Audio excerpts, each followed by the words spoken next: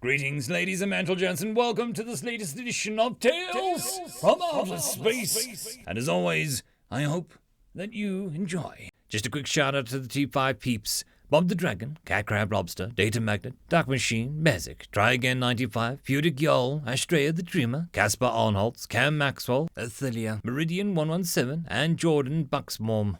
Thank you very much. Story number 1. Chef Yu's Chinese Cuisine. Written by IR Good at Writing. If there's one constant among sapient species in the galaxy, it's a love for food. Every time a race on some faraway planet is discovered, one of the earliest things asked at first contact are the details of their diet. Members all across the Galactic Union sit at the edge of their seats, pray to their gods that the palate of the new race is compatible with their own. Once the data is made widely available, suitable species swarm their galactic GU offices, desperate to be one of the lucky few to take part in the cultural exchange program on the new planet. The economics of local food joints skyrocket while the visitors stay with the race. After the discovered species is prepared to join the GU, they are given FTL technology and migrate across the galaxy, taking their cuisine with them. When the hysteria dies down and the newness fades, the species' food usually falls into obscurity and joins the billions of other restaurants in the galaxy. And then the humans were discovered. First contact went along as planned. Dates and locations were set up for cultural exchange zones. The first aliens came to Earth's culture and were met with mixed results. Some locations had bland, tasteless food, while others were rich in flavor and style. Each zone's food was so different from the next that the visitors felt like they were eating from different species diets depending on where they were.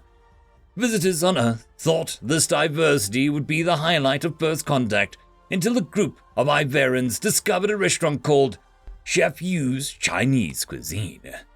That in itself wasn't unusual. One of the cultural exchange zones was located in a political territory known as China. What stuck out were two words written in bold beneath the name: "We deliver." The Ivarians itched their antlers in confusion. "Deliver?" The group went inside and asked the human at the front. "Like delivering packages and boxes?"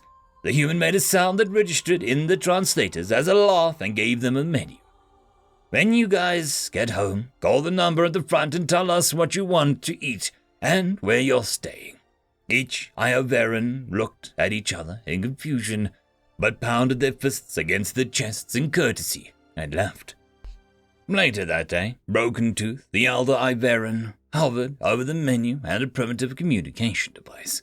He stood in the house dedicated to his people's delegates, among a circle of each tribesman.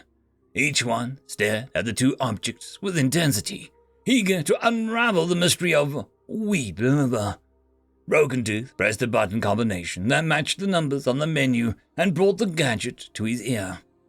Over the next hour and a half, the aliens asked Chef Yu's Chinese Cuisine to explain every item on the menu with extreme detail, down to the genetic makeup and evolutionary history of each plant and animal. When they were satisfied, the tribesmen passed around the phone, each selecting their meal of choice. Exhausted, the human on the other line said that the food would be there in a bit over an hour. The Iovarans paced around the house with anxiety and uncertainty in their hearts. Broken Tooth couldn't help but join his tribesmen in speculation. The idea that food is brought directly to your house was interesting, but impractical, he concluded. How were they supposed to make the food when it came? They weren't even given instructions. Was extensive culinary knowledge a basic part of human evolution somehow? It was the only agreement that the tribesmen could reach. There was a knock at the door. Opening it revealed a human holding a mountain of white boxes and a brown paper bags. He stared at the Iovarans in awe. "Here's your order. That'll be $172.90. Broken Tooth counted the exact amount and handed it to the human, a fistful of paper and coin currency. "Thank you," he said, "but how do we make the food from these ingredients?" The food's already in there." The human pointed to the bags and the boxes, and one of the tribesmen took from him. He lingered in the doorway with his outstretched palm facing the sky, clearly expecting the aliens to do something else. Broken Tooth itched his antlers, and the human made a face that didn't register on any translator. He marched to his vehicle and drove off. Broken Tooth redirected his attention on the tribesman holding the order. "You there! Open up those boxes." The young Ivaran nodded and took the bags to the table. Everyone in the house crowded around him and held their breaths. He opened the white box. Steam leaked out from the opening and danced to the ceiling. What the humans called white rice was packed into the container. It was ready to eat, as if they were already ordered it at the restaurants. "By the great beyond! Open another!" The gathering was incredulous as the Ivaran dug into a bag and opened another box. The second cloud of steam escaped from the box, revealing the contents: chicken coated in an orange glaze. Light danced and glittered off each piece of meat. An appetizing aroma filled the nostrils of each alien. The Iovarans released a roar of joy, like they just won a great battle, each one hugging another and jumping in pure excitement. "Food!" someone shouted, "delivered to the comfort of my own home!" Even the normally stoic elder wore a grin from ear to ear. Proud of the humans. Such a novel idea, yet undoubtedly revolutionary. Word of this incredible service spread amongst alien and cultural exchange zones across Earth within hours. Restaurants that delivered received thousands of curious calls from alien visitors within hours. It wasn't long before rumors drifted around the GU of an unthinkable culinary invention discovered on Earth. An entire fleet, complete with dreadnoughts and a battlecruiser, was deployed to the planet with the sole purpose of preventing the hordes of citizens from breaking into cultural exchange zones to find out for themselves. Due to increasing pressure from the public, the Grand Senate of the Galactic Union was forced to bring humanity into the fold and give them FTL faster than any species in GU history. In under a decade, every major city and space station in the galaxy contained a chef-used Chinese cuisine, or Jimmy's Pizza at Subs, or some other food delivery restaurant from Earth. Species whose palates couldn't eat human food scrambled to copy the innovation in response to the mass riots and protests. Humans did not fade into obscurity like most new species, but became one of the wealthiest races in the GU. For eons to come, they were revered as the heroes and innovators due to the invention of the Lbry. End of story. Story number 2. St. Patrick's Batallion, written by You Sure I'm Not a Robot. Earth fell hard, but fall it did. We surrendered our colonies after endless death and orbital outrage to you. We sold our sons to your vicious wars. I'm not proud of it, but we had run out of options when your vicious galaxy came calling. You burned the damn sea, something we never thought was a thing. Oxygen got really short. You controlled our atmosphere, and we paid you bastards to let us breathe. Today, we have had enough. We are the 82nd Irish, conscripts all sent into whatever hell you bastards choose. Today, we will fall before we inflict this on another people. A knife can turn in your hand. I've called my men, and we have fecking shot anyone who disagreed. Crude, but that's your system, right? This world is defended. Consider that's your only warning. We have lost our world, but we have stolen your weapons. Erg Gobrak. Colonel Riley. The Overwatcher General was perplexed. Find me someone who understands the human conscripts. It appears that the humans are unhappy. And find out who is supposed to be in charge of our expansion of this mud ball. Also, find out why my translator doesn't translate that last sentence.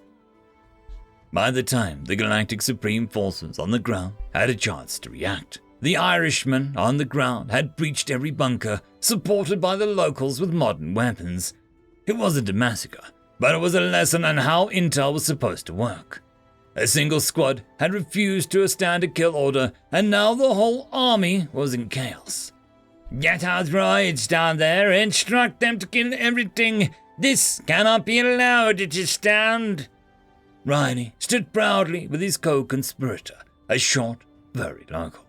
Lads, we hold the planet. Everyone that wants to argue the point is dead, and our friends are armed the best that I can give them. Knowing them, they won't be happy to lose.